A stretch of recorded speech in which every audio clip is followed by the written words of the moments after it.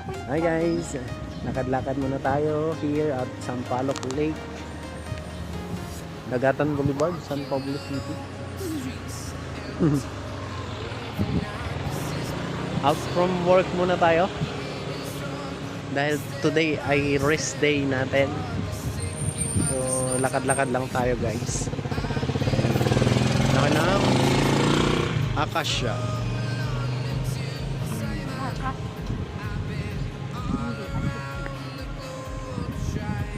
Guys, maraming puno. Pero namamaho dito dahil ang daming patay na fish. Guys, oh, ang daming patay na isda. Sobra. Yan, oh. Napakarami. Mga tilapia. Guys, namamaho na sila. Tapos dito pa guys, oh. Kung naamoy nyo lang guys, medyo masangsang na talaga. Hindi na healthy. Yan guys, oh, ang dami. Diyos ko po, Mariano Garapon. Sobrang daming patay na isda.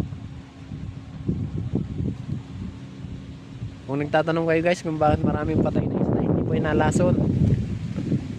Yan po ay dahil sa lamig ng panahon.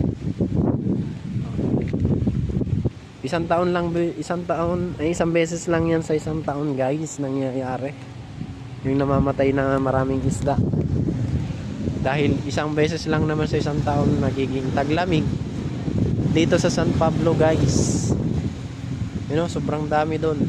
Kaya mabaho na ang tubig. Lalo na doon guys, oh. Party pa rin sa mga tabi. Napakadami pa rin. Ayan. Ayan guys, oh. May malalaking ano na doon. May malalaking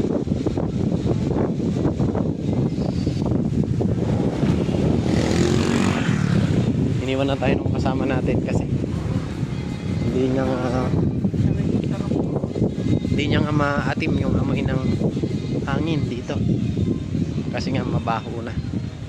Okay guys, thank you for watching until our next video. Thank you very much. Bye bye guys.